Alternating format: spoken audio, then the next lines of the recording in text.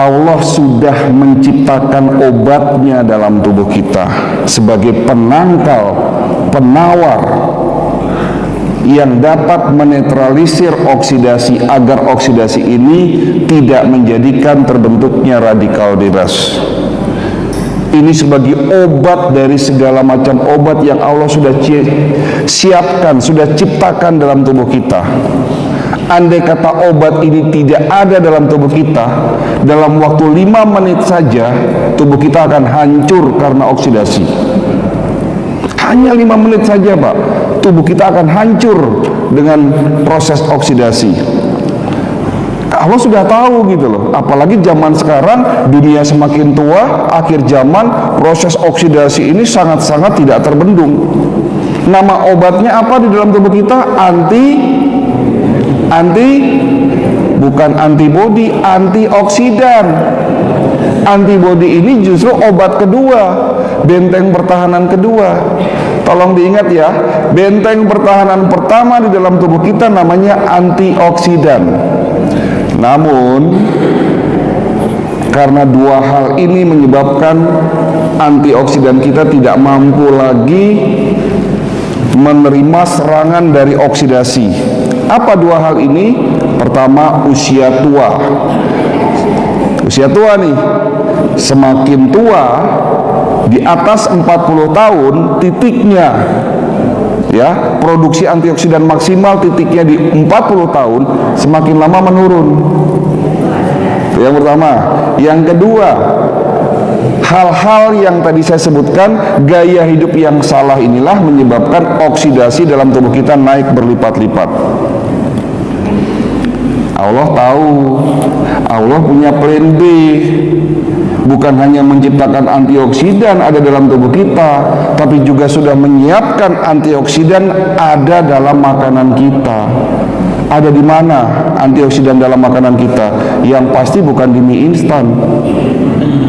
Yang pasti bukan di goreng-gorengan, justru mie instan, goreng-gorengan, minyak sawit, ya, makanan olahan, minuman kekinian, junk food itu adalah makanan-makanan yang berpotensi menaikkan oksidasi 2, 3, 4 kali lipat.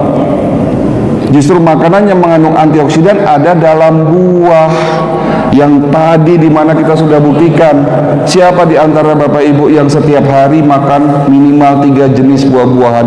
Tidak ada. Sementara negara kita, Indonesia, sudah diberikan berkah luar biasa sama Allah. Iklim terbaik, tanah paling subur, produsen buah 70% terbesar di dunia. Tapi masyarakatnya lupa makan buah. Buah sebagai obat penangkal oksidasi.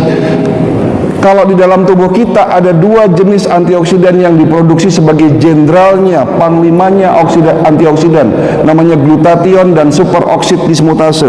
Nggak perlu diingat yang ini. Tetapi di dalam buah banyak mengandung antioksidan sebagai prajurit-prajuritnya. Ada ratusan jenis antioksidan yang terkandung dalam buah. Belum lagi antioksidan itu ada dalam tanaman obat herbal, yang dimana Indonesia diberikan berkah lagi. Ya, 40.000 jenis tanaman obat herbal tersedia di Indonesia. 40.000 jenis tanaman obat ada di Indonesia. Sebagai salah satu contoh, resveratrol adalah jenis antioksidan yang dapat mencegah dan mengobati penyakit jantung koroner. Ada di mana? Buah yang berwarna merah keungu-unguan, blueberry, strawberry, buah anggur, buah manggis. Kalau dulu di Jakarta ini, di Jabodetabek banyak buah ini, tapi sekarang sudah langka. Ini buah untuk mengobati penyakit jantung. Buah jamblang sudah jarang toh, budidayakan lagi di lingkungan sini, ditanam lagi. Obat buat penyakit jantung itu. Ada antioksidan namanya lycopene. Bapak-bapak yang sudah mulai susah kencing, kencingnya tidak tuntas, netes terus di akhir kencing, penyakitnya apa? Prostat. Sebetulnya bisa dicegah, diobati oleh lycopene, ada dalam buah tomat dan semangka. Antioksidan namanya bromelin, dapat mencegah penyakit kanker, terutama kanker payudara. Ada di mana, Bu? Bromelin tuh buah nanas. Antioksidan yang terkandung dalam buah alpukat dapat mencegah penyakit Alzheimer atau pikun. Antioksidan terkandung dalam buah apel dapat mencegah penyakit batu empedu dan seterusnya. Inilah jawaban kenapa bangsa kita ini banyak yang sakit, karena tidak memanfaatkan berkah yang sudah Allah berikan. Saya tidak menyalahkan, karena memang pendidikan kesehatan di negara kita ini sangat-sangat minim, betul? Ya. Tadi dikatakan bahwa hari ini kita merayakan hari kemerdekaan Indonesia yang 77 tahun. Inilah momentum buat kita hari ini, bagaimana nanti 30 tahun lagi bangsa ini menjadi bangsa yang besar, bangsa yang kuat, di mana kekuatan satu bangsa ditentukan oleh dua pilar, pilar pendidikan dan pilar kesehatan. Ya, bagaimana kita bisa dipandang oleh orang-orang Eropa?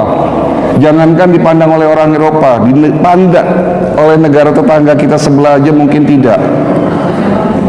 Tapi kalau nanti kita menjadi orang-orang yang kuat secara fisik, secara mental, secara agamanya, insya Allah kita menjadi bangsa yang besar. Ya, saya mau cerita. Dari tadi dokter katanya sudah cerita. Ini cerita, ada seorang pasien, ini cerita di klinik ya. Ada seorang pasien, ibu-ibu usia 55 tahun sakit diabetes. Tapi sudah parah. Pakai kursi roda, tubuhnya lemah, tidak bergairah, ya kaki sebelah kanannya membusuk. Jadi mulai betis, Bu, sampai telapak kaki itu menghitam, membusuk. Kakinya bolong, jari kakinya sudah copot satu. Jarak 2 meter sudah tercium aroma tidak sedap. Suaminya bilang, "Dok, kondisi istri saya ini semakin parah sejak 1 tahun terakhir, tapi penyakit diabetesnya sudah 10 tahun. Padahal tiap hari minum obat, Dok, tapi yang tidak kunjung sembuh, malah tambah parah. Ini kenapa ya, Dok? Bahkan kakinya ini sebentar lagi mau diamputasi sama dokter di rumah sakit. Tolong, Dok, obati istri saya, syukur-syukur penyakitnya sembuh." Apa yang bisa saya lakukan, Pak? Didatengin pasien yang sudah begitu parah. Tentunya tidak mudah mengobati pasien yang datang sudah begitu parah. Tapi tidak ada kata sulit kalau Allah sudah berkehendak. Tetapi apa ikhtiar kita, itu yang paling penting. Bagaimana cara kita mengobati penyakit beliau?